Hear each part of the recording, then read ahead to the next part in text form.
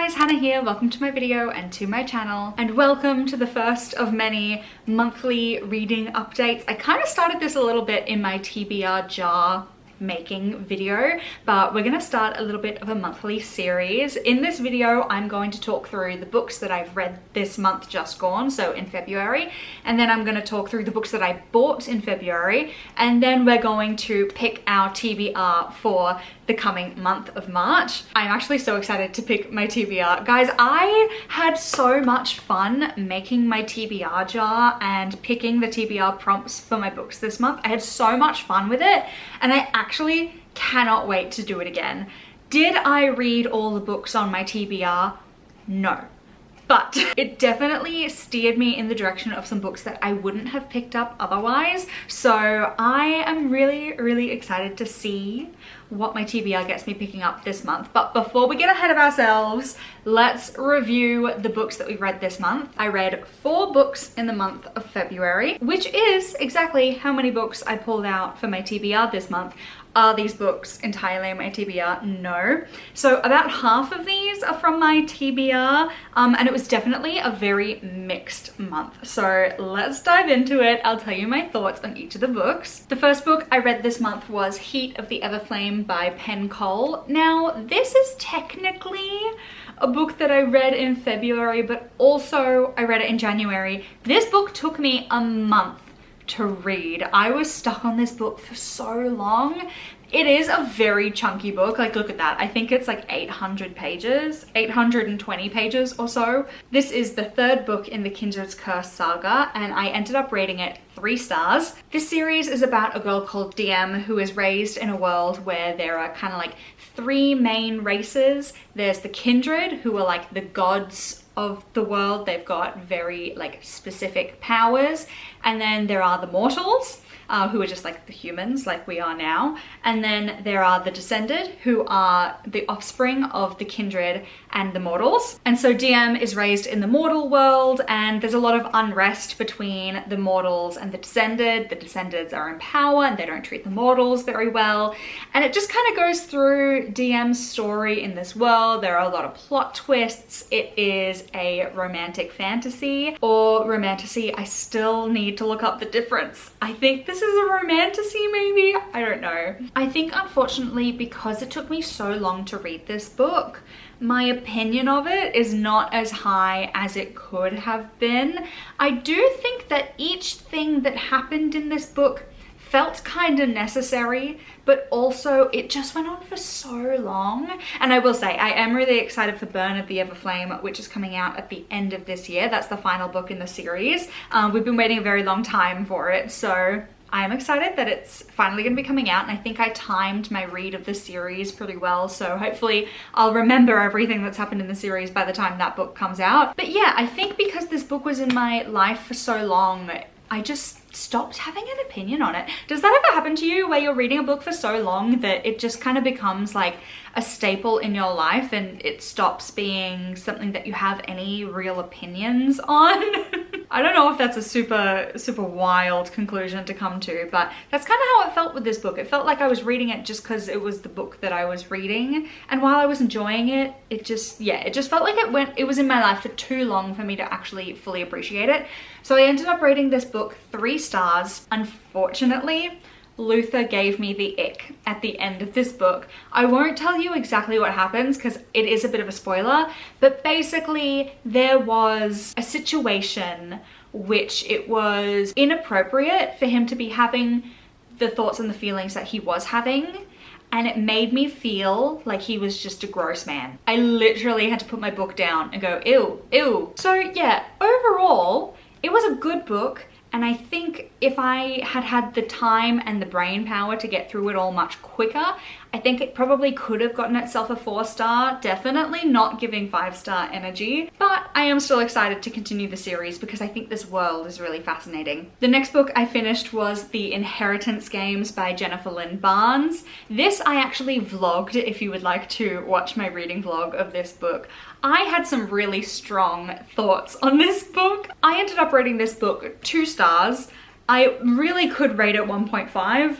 I did not enjoy this book. This is about our FMC Avery, who is struggling a lot financially until she discovers that she is inheriting a crazy amount of money from this gentleman who has just passed. The only thing is she doesn't know this gentleman, and we get to kind of experience trying to unravel the mystery of why she inherited all of this money. And there's a lot of really interesting family dynamics. There are a lot of secrets and a lot of tension between certain characters. Certain characters believe they should have gotten the money, so on and so forth. I think there is some level of merit to it, and I do know that a lot of people love it, so I would not go around telling people specifically that no one should ever read this book, but I won't be continuing the series. I found it a very, very frustrating book to read. If you do go watch the reading vlog, you will see me absolutely rant and ramble and lose my mind. Once I finished this book, I edited a lot of that ramble out, and it's still quite long. Yeah, I had a lot of really strong feelings about this book. It set me so on edge. There are a lot of red herrings. No questions are really ever answered, and it's all done in a way that I think is supposed to set up you to want to read the rest of the series and uncover the mysteries, but nothing about it made me curious to read the rest of the series. And I feel really mean saying this and giving out all the thoughts that I had. I just don't really have many good things to say about this book. I do think this is a really beautiful edition of the book. I think it's really, really pretty. So this was the first book that I read from my TBR. Unfortunately, it was a bit of a flop. Fortunately though, the next book that I read from my TBR was a win. I read The Rose Bargain by Sasha Payton Smith. This I loved. I ended up rating this book 4.5 stars. It was so, so good. Didn't quite give me those 5-star feelings, but I loved everything about this book. I've never read a book that's set in that like Regency society kind of thing, but this was a really interesting way of approaching it because it is a fantasy book. So while it's set in like English society, it's also got fae in there, which is so interesting to me. In this world, the Queen of England is fae, and she has the power to deal out bargains with her subjects. So a subject might go in and ask for a beautiful face in exchange for a toe. And that's kind of like how the wheels of this society turn. It's the same as Regency England, except there are fae deals, and women in the society will usually use that to help them secure marriage. But this year, the Queen's son is looking for a wife. So we've got some trials to try and find who is worthy of being the prince's wife. There's a bit of a love triangle, and I will say it's a little bit darker than I thought it would be. Like, I feel like from what I had heard of the book and just looking at the cover of the book, I was expecting something super, super whimsical, and it definitely did have a really good level of whimsy, but it was also much darker than I thought it would be, which was so interesting to me. It reminded me a lot of the Emily Wilde series in that there are a lot of moments where the stakes are really high, but there are also a lot of moments that just feel so cozy, and I think the balance was really good there. So I am really excited. I think The Thorn Queen is the next book in this series, and I believe it comes out in like a month or so. Like, there's not long until the next book comes out, and I'm so excited to continue this series. There was a massive plot twist at the end of this. Everything ramped up like crazy at the end of this book, and I'm so interested to see what happens next. The last book I read in February was Fangs for Nothing by Stephanie Holmes. This is a vampire romance, and I ended up rating this one 4 stars. This was such an interesting collection of like tropes and like really unexpected things. So this is about a professional organizer who is called to this like gothic castle to prepare the castle and declutter the castle for a ball that is about to happen. And it turns out the owner of this castle is a vampire who is also a bit of a hoarder, which is such an interesting concept because when you think about it, if someone lives like forever, if they're immortal, it makes sense that they're gonna end up collecting a lot of stuff, but it's not something that you see very often. So I thought that was really interesting. And then there's also a subplot where in the small town where this castle is located, there's also this, what do they call it? It's called the Nevermore Murder Club and Smutty Book Coven. So it's like witchy vibes, but also like smutty book club. It is, and they solve mysteries. It's so funny. This book is so funny, and I never laugh out loud at books. It is so rare that I will actually have like an exterior reaction to a book of any sort. This book had me giggling. I've not heard anyone talk about this book, which is such a shame. People need to be reading this book. But I picked it up blind from a Big W shelf. I'd never heard anyone talk about it. I just picked it up because I think I liked the colors on the cover. And I flicked to a random page, which I do anytime I am thinking about buying a book. I read a little bit so that I can get a feel for it. And I literally, the bit that I read in the store had me giggling in the store, like laughing out loud in the store. The fact that I rarely ever have any sort of reaction to a book, but this book made me react in public when I'm usually like even more reserved. Crazy. And I am so glad that I found this book. The MMC in this book, Alaric, is definitely a new book boyfriend of mine. He does something to me. He gives me big Thomas Sharp energy from Crimson Peak. And I love him so much, except just like replace all the icky things about that character in that movie with vampirism and yeah. And I haven't read a vampire book in such a long time, but I loved it. I need to be reading more vampire stuff because this was great. I definitely recommend this to everyone. Okay, and those were all the books that I finished in February. So now I'll give you a quick run through of all the books that I bought. And this is gonna be really, really revealing. Unfortunately, I bought so many more books than I thought I did. So here's the sitch, okay? I, for the past 4 months, have been on uni break. I start back at university next week, which I'm really excited for. I also just got 2 new jobs. Everything's happening at the same time, but for the past 4 months, nothing has been happening really in my life. So I have been doing more shopping than I realize I have, because when you're not doing much with your days and you haven't got much scheduled, you're not working as much, you're not studying as much, it's really easy to forget how much time has passed.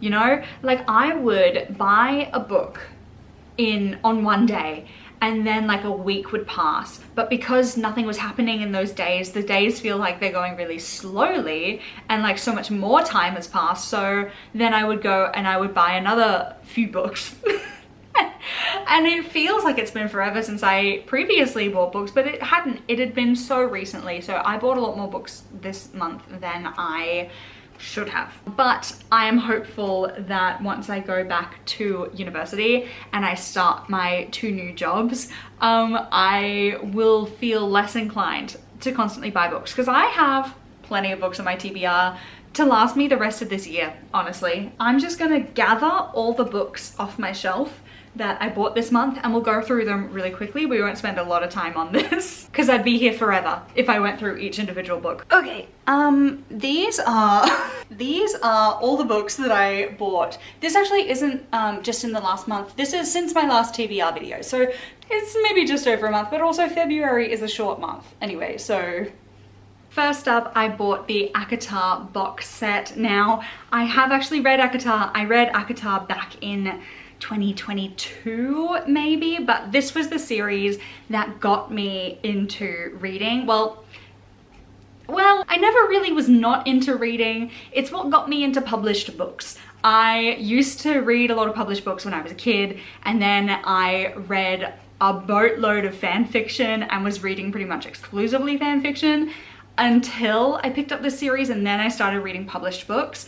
And now I pretty much never read fan fiction, I only read published books. So I just felt like they needed, or they deserved, a spot on my shelf. Yes, I bought them as shelf trophies, except A Court of Silver Flames, which I haven't actually read yet. I tried reading this when I first read the series, but I think I really struggled with the character change. So I've not read this yet, but I will, because I've heard great things about this particular book. I also got Project Hail Mary by Andy Weir.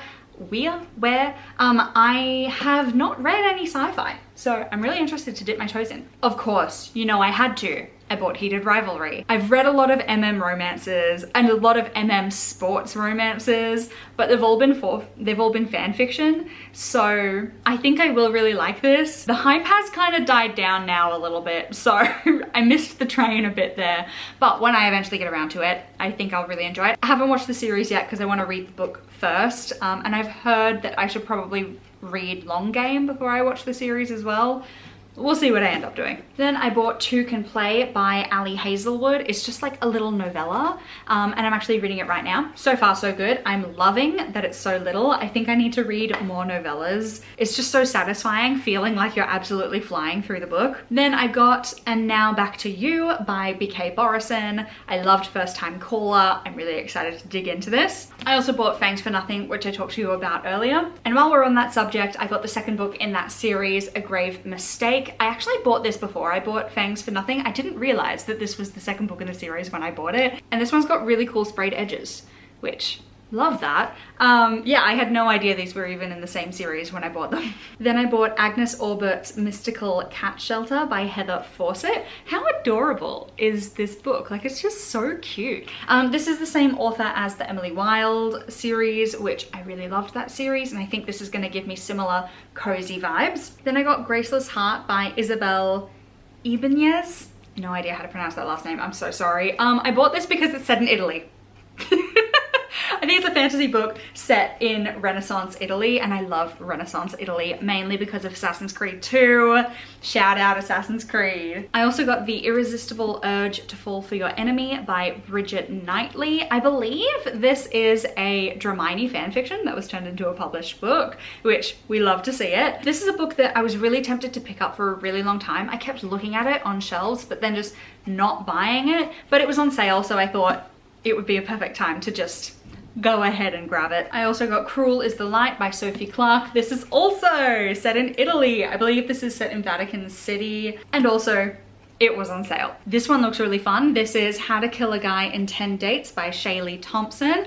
Again, really cool sprayed edges, bit of a mystery, bit of a thriller. I just love the art so much, and it sounds like such a cool concept. I think this will be a really fun read. Next is The Wolf King by Lauren Palfaraman. I feel like I've heard a lot of people absolutely loving this, so I'm really excited. I think it's a werewolf, which again, like the vampire books, I've not read any werewolf books in a really long time, or maybe even ever. I've definitely read my fair share of werewolf fan fiction, but I feel like published books live in a different world, you know? Then Beth is Dead by Katie Burnett. This is like a Little Women retelling, and it's like a murder mystery. I think the whole concept is really fascinating, and it could either be really good or really cringy, but I do love the cover. How cute. And lucky last, we have got the Summer I Turned Pretty box set here. This is the deluxe collection, and I just think that these are some of the most beautiful books you have ever seen. This is the Summer I Turned Pretty. I'm sorry, that foil is really glaring, isn't it? I'm trying to make it so the foil isn't too bright. And then this is It's Not Summer Without You. So cute. I love that they kind of look like postcards as well. So cute. And then this is We'll Always Have Summer. I finally watched the TV show for The Summer I Turned Pretty in January, and then I saw this box set on sale, and I knew I had to have it, even though I have read The Summer I Turned Pretty, the first book, before, and I really did not like it. Okay, the first time I read it was maybe 2 years ago, and I think I rated it 3 stars, and then I tried to reread it after I bought this box set. I tried reading the first book, and I rated it 1 star. I DNF'd it. I hated it so much, but I love the series, the TV show. I think they fleshed out a lot of things in the TV show, so it's just like, it's a better story. This is just really juvenile, but I think it is the most beautiful box set and collection. So this is kind of like a shelf trophy for the show. Like, this is my I love this show shelf trophy instead of I love these books. Those were all of my books that I bought this month. So many, so many. I did not need to buy so many books, but here we are, which means it's time for everyone's favorite bit, or at least for my favorite bit. It's time to pull out our TBR for the month of March. We're gonna do the same that we did last month. We're gonna pull out 4 prompts. I made this TBR jar in my last TBR video, or like, it was kind of a monthly wrap up like this, but it wasn't like officially a monthly wrap up. So feel free to watch that if you wanna get some ideas to make your own TBR jar. Maybe if you want some ideas for prompts. I even made like a little downloadable PDF if you wanna download that. But let's just hop straight into it. Let's pull out our first prompt for the month. I'm gonna pull out 4, did I already say that? I'm gonna pull out 4 prompts for 4 books because I think that's a really sensible number. But our first prompt is, wait, I know what I want to do for this. The first prompt is a reread. I actually have been thinking about doing a reread for a while, and I'm so excited. If I'm really lucky, I will reread this whole series. I don't think that's gonna happen, but I would love it if I did. I'm gonna do a reread of Once Upon a Broken Heart. Oh my god, wait, I'm actually so excited for this. This is my all-time favorite book series. I love this series so much, but I've only read it once, and I'm not gonna lie, a part of me is really worried that what if I read this book again and it doesn't hit as hard as it did the first time? Like, what if I don't love it as much as I did then?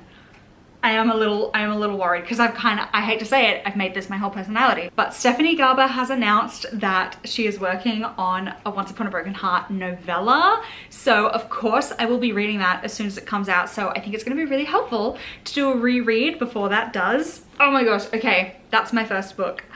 This could not be off to a better start. For our second prompt, we have got this, okay, this one's kind of scary though. We've got a book you've been avoiding.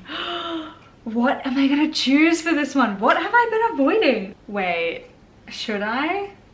Oh, but it's so chunky. I've literally been avoiding, well, not necessarily avoiding, but putting off reading this book for a few years. Is that not textbook for this prompt? I mean, I feel like I've technically been avoiding all of these books because they've been sitting on my TBR for a certain length of time. Oh, this also could be a good option. Oh, and that one. Okay, wait. Okay, I think I've got 3 good options for this prompt. So, we've got Court of Silver Flames, When the Moon Hatched, which I have kind of been skeptical of because I've heard very mixed reviews. I am a little scared. I have somewhat been avoiding it. And then we've got Fallen Stars by Imani Eru. This is the second book in a series. The first book was Heavenly Bodies, and I gave this book 5 stars. So a part of me is really worried that this book isn't gonna match up, but also I've been avoiding it because I feel like, even though I rated Heavenly Bodies 5 stars, I feel like I don't remember much of what happened in that book. So I've been putting this off until the 3rd book comes out so that I can kind of like binge them a little bit, and then I'll be able to remember what happens across the books. The problem is they're all kind of thick books, but by God, Court of Silver Flames is the thickest. What is that, like 750 pages? That's like, I could read 3 other books. I would love to read this, but I know if I read this, I will not probably read very many other books because this will take me so long to finish. But I feel like it's the one that most fits the prompt. Should we do it? Oh, I'm scared. You know what? The fact that I'm avoiding choosing this book is exactly the sign that I need. This is probably the book that I have been most avoiding. So, oh, let's do it. Let's do it. I'm excited. I'm scared. 3rd prompt. Here we go. Please ask me to read a really short book, please. Okay, we have got a red cover. Do I have any books with a red cover? Oh, I do, okay. How much red does it have to have on it to count as a red cover? Like, would this count as a red cover? No, surely that's a black cover. That's not red enough. Oh, I've actually got so many good options for this prompt. Okay, these are my 4 options. We've got The Dagger in the Flame by Catherine Doyle. We've got Swordcatcher by Cassandra Clare, Direbound by Sable Sorensen, and Of Wings of Blood by Briar Boleyn. They are all fantasy books. The problem is that these are all, again, long books. And I'm really concerned about how much reading I'm gonna get to do. And they are all the start of a series. None of them are standalones. I've whittled it down to Dagger in the Flame and The Swordcatcher, but my camera is flashing its battery sign at me, so BRB, gotta change the battery. This is taking me too long to figure out which book to read. My battery is now dying. So I've whittled it down to Dagger in the Flame and Swordcatcher. I've never read any Cassandra Clare, and I know that she is such a well-loved author, so I think I am leaning slightly more towards this, maybe? All right, yeah, let's just do it. I'm gonna read Swordcatcher, which is the first book in the something Chronicles of Castellane. We are very fantasy heavy so far this month, so let's see if we can get a contemporary romance or a mystery for our next prompt. Our final prompt for today is, okay, it is an animal on the cover. This might take me a while to go through each book and check if there's an animal, so bear with me. Okay, I actually have so many that fit this brief, so I've pulled out a few top contenders for me right now. The first is Delicate Escape by Catherine Cowles. This is the second book in the Sparrow Falls series, and it's got a bunch of sparrows on the front. Are they sparrows? Hummingbirds? I don't know. Then we've got 7 Year Slip, which has also got some birds on the front. They're little, but they're there. Then we've got Till Summer Do Us Part by Megan Quinn, which has got some fish down the bottom. They're small, again, but they're there. And then Lucky Last, this just felt like too obvious a choice not to put it on the list. We've got Agnes Orbert's Mystical Cat Shelter by Heather Fawcett, and there's just like a million cats on there, right? And they're all so cute. See, here's the thing. I was really hoping that I would find something that wasn't fantasy, so I could like mix it up a little bit, not read all fantasy, even though I love fantasy. I think it's good to have a bit of a mix. So hence why I've gone for these. But I also just think this is such a perfect choice for this prompt, am I right? And this is fantasy, but I think it's, I don't know, it feels like it's a very different type of fantasy. Like it doesn't feel as fantasy.